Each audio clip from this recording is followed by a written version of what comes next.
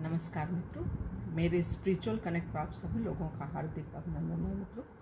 आज मैं आप लोगों को नारद भक्ति सूत्र के बारे में बताने वाली मित्रों। तो नारद जी ने जो भक्ति के सूत्र दिए थे वो टोटल 84 भक्ति सूत्र थे उनके भक्ति के।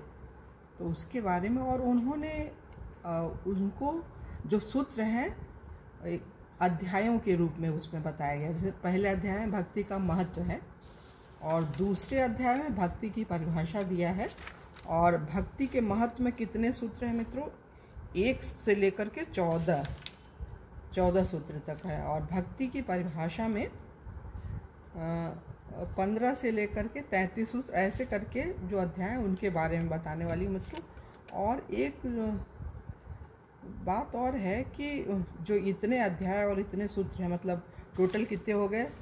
3, 4, 5 अध्याय हैं और 84 सूत्र हैं इनमें। तो उनको बताने से पूर्व आप लोगों से एक हम अनुरोध करना चाहते हैं मित्रों, आप लोग इसको ध्यान से सुनिएगा। और भक्ति की प्राप्ति तो आपको निश्चित होगी, इसमें तो कोई दो राय नहीं है। और उसमें जो इंट्रोडक्शन हम दे रहे हैं, ये एक तरह से इंट्रोडक्शन वीडियो हम बना रहे हैं। और इसमें जो है आपको बताएंगे भक्ति की परिभाषा क्या है। तो वो 15वें सूत्र में है, वो अध्याय 2 के अंतर्गत आ रहा है, भक्ति की परिभाषा के अंतर्गत। तो उसको हम बताने वाले हैं। और जब भक्ति की परिभाषा में वो सूत्र 15 बताएंगे तो फिर से उसको डिटेल फिर से बताएंगे, क्योंकि वो क्रम में ही चलेगा। तो फिर लेकिन ये है कि कुछ बताने के लिए थोड़ा कुछ जो विशेष चीज़ होती है उसको पहले रखा जाता है। तो हम उसको भक्ति की परिभाषा को पहले रखेंगे। तो इसलिए हम भक्ति के प्रथम अध्याय में बता रहे हैं भक्ति का महत्व है, अध्याय नंबर 1 में। इसमें सूत्र 1 से लेकर के सूत्र 14 तक है। और भक्ति की परिभाषा में 15वें सूत्र से लेकर 33वें सूत्र तक है। और अध्याय 3 में प्राप्ति का साधन, भक्ति की को कैसे प्राप्त करें, उसका साधन क्या हो सकता है, अध्याय 3 में। और सूत्र कितने हैं उसमें? 34 से लेकर के 50 सूत्र तक हैं। और अध्याय नंबर 4 में शुद्ध और मिश्र भक्ति, मतलब भक्ति, शुद्ध भक्ति क्या हो सकती है और मिश्र भक्ति मिली हुई क्या हो सकती है, उसके बारे में अध्याय 4 में बताया गया है। उसमें 51 से लेकर के 73 सूत्र तक हैं। और अंतिम जो अध्याय है, 5वां अध्याय है, उसमें सिद्धि की प्राप्ति, मतलब भक्ति की सिद्धि कैसे हो सकती है, हम एक सिद्ध भक्त कैसे बन सकते हैं, इसके बारे में बताया गया है मित्रों। तो ये बहुत ही अद्भुत लेखक है अपने, इनको सभी लोग जानते हैं। इस्कॉन टेम्पल है तो उसके जो संस्थापक हैं उन्होंने ये किया था, लेकिन वो पूरा नहीं बना पाए थे। करीब 13वें अध्याय तक उन्होंने किया, 13 सूत्र तक किया था। फिर इसके बाद उनके जो शिष्य थे उन्होंने उसको पूरा किया। तो इनको तो आप लोग सभी जानते हैं, नारद भक्ति सूत्र है और दिव्य प्रेम के रहस्य करके है ये, और ये पुस्तक है। तो चलिए हम लोग शुरू करते हैं मित्रों।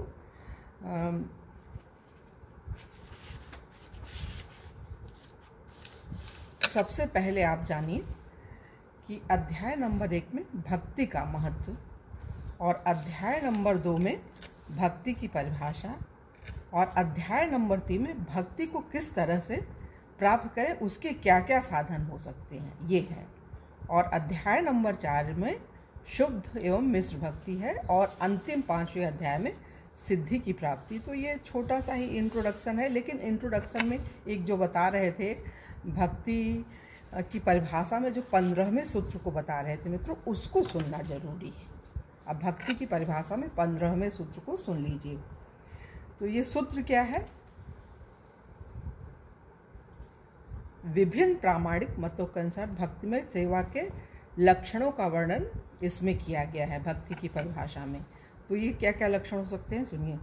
भक्तिमय सेवा के अंतर्गत है भगवान के बारे में श्रवण। सबसे पहले आप सुनेंगे भगवान के बारे में। बोला गया है ना, जाने बिनु न होई प्रतीति और बिनु प्रतीति होई नहीं प्रीति। जब तक आप सुनेंगे नहीं किसी व्यक्ति, वस्तु, स्थान, ये तो भगवान ही है। भक्ति तो क्या होती है?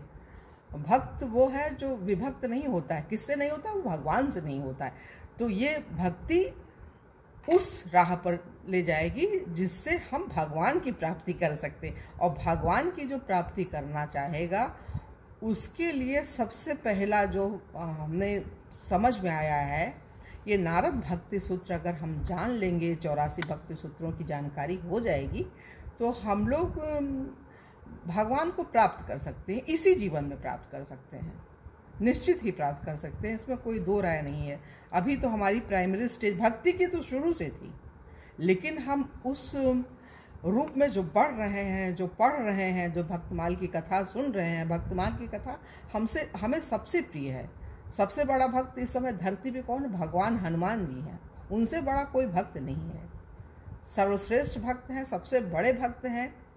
और भगवान नारद जी और हनुमान में एक बार नारद जी ने भगवान से पूछा कि प्रभु बताइए ये डायरी कैसी है, क्या है?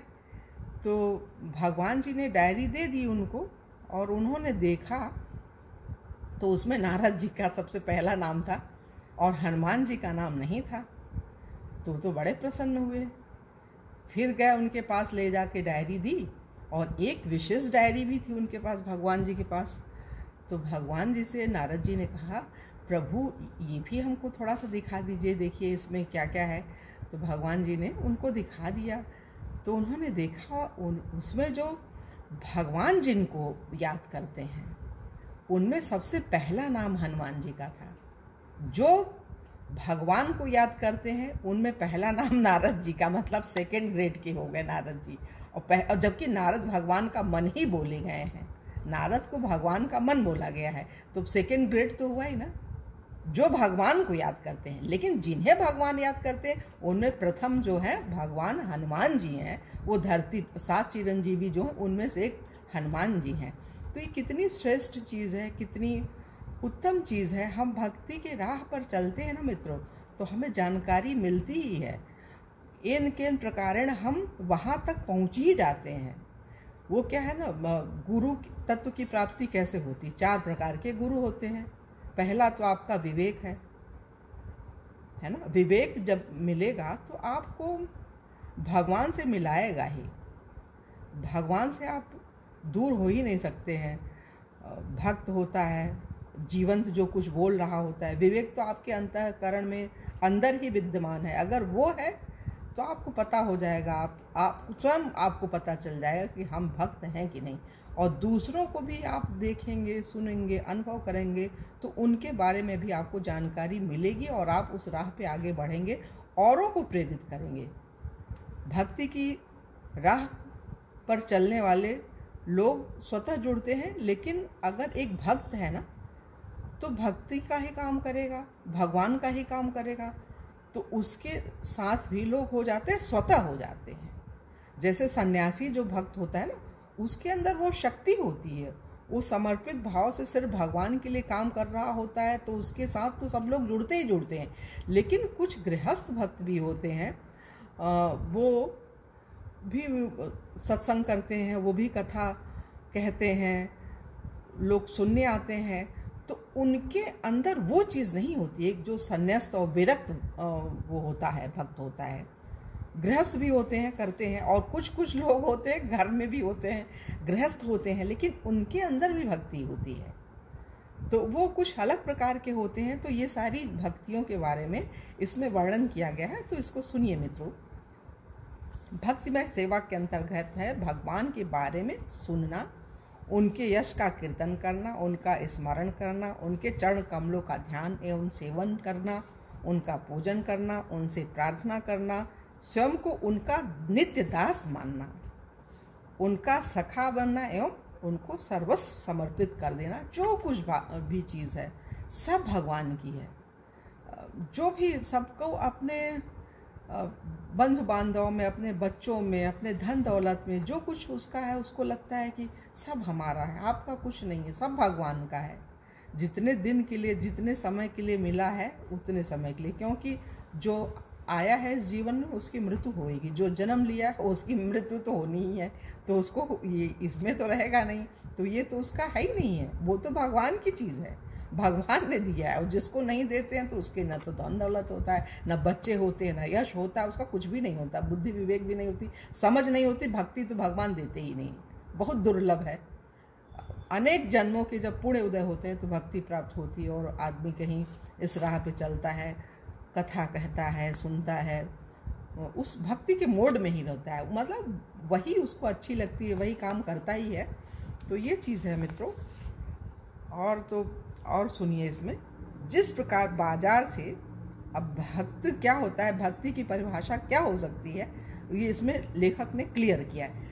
जिस प्रकार बाजार से खरीद कर लाया गया पशु अपने आप को अपने स्वामी को समर्पण कर देता है, उसी प्रकार हमें भी अपने आप को भगवान को समर्पित कर देना चाहिए। ऐसा पशु कभी अपने भरण पोषण की चिंता नहीं करता, क्योंकि वह जानता है कि उसका स्वामी उसकी देखभाल करेगा। इसी प्रकार भगवान के प्रति पूर्ण समर्पित, मतलब पूर्णतः समर्पित व्यक्ति अगर है तो उसे भी किसी भी प्रकार की चिंता नहीं करनी होती है। अब इसमें श्री सनातन गोस्वामी अपने हरि भक्ति विलास में पूर्ण समर्पण के अन्य लक्षण देते हैं।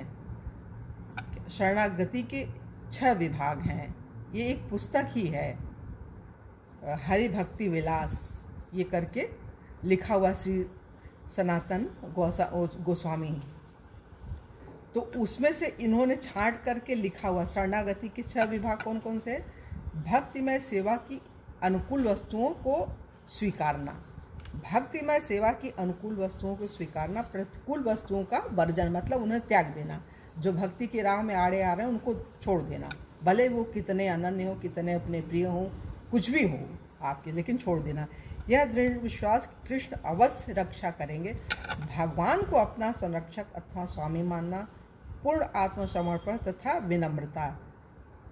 शेष सूत्रों में नारद क्रमशः भक्ति के इन सिद्धांतों की व्याख्या करेंगे, मतलब इस और भक्ति के और जो सिद्धांत होते हैं उन आगे के जो सूत्र आएंगे, जैसे 16वां 17 आगे तो नारद जी बताएंगे, लेकिन इन्होंने जो हमारे श्री प्रभुपाद जी हैं इस्कॉन के जो संस्थापक, उन्होंने इतना ये कर दिया था, लिख दिया था अपनी पुस्तक में। उस पुस्तक का नाम है हरि भक्ति विलास, उसमें उन्होंने लिखा है, लेकिन उनके शिष्य ने इसको, क्योंकि वो 1 से लेकर 13 सूत्र तक ही कर पाए थे, इसके बाद जो लिखा है उनके शिष्य ने लिखा है, तो वो उन्हीं की पुस्तक से पढ़े होंगे, लिखा होगा उन्होंने। तो ये चीज़ है मित्रों।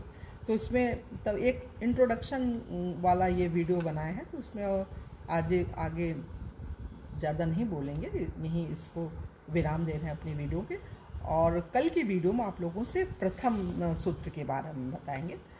प्रथम अध्याय 1 से 5 तक के अध्याय हैं, उसमें 84 भक्ति सूत्र हैं, और पहले अध्याय में जो पहला सूत्र होगा उसके बारे में, वो छोटा सा 2-4 मिनट का बनेगा, ज़्यादा नहीं बनेगा, जिससे हर व्यक्ति उसको याद करे, समझ ले और उस राह पे बढ़े। बहुत बड़ा वीडियो हो जाता है तो भी लोग नहीं दे, अब इंट्रोडक्शन का था तो थोड़ा सा हमने उसको विस्तार रूप से थोड़ा बड़ा बना दिया, और तो छोटे छोटे से ही बनेंगे 2-4 मिनट के ही। तो चलिए, और हाँ, एक अनुरोध आप लोगों से मित्रों, मेरे स्पिरिचुअल कनेक्ट को यदि आप लोगों ने सब्सक्राइब नहीं किया हो तो मेरे इस चैनल को सब्सक्राइब कर लीजिए, और ज़्यादा से ज़्यादा लोगों को शेयर कीजिए मित्रों, और लाइक भी कीजिए, जिससे उत्साहवर्धन हो और हम और पूरे मन के साथ, और मन तो लगता ही है, भक्ति का है, भक्ति में तो मन लगता ही है, इसमें तो कोई दो राय नहीं, लेकिन थोड़ा सा उत्साहवर्धन होने पे और अनुराग बढ़ेगा और कुछ और अच्छा कर सकेंगे, इसलिए आप लोगों से विशेष अनुरोध है। तो चलिए मित्रों, हम अपनी वाणी की भी विराम दे रहे हैं, और कल की वीडियो आप लोगों से पुनः मिलेंगे। तब तक के लिए जय हिंद, जय भारत, ओम शांति, ओम शांति, ओम शांति।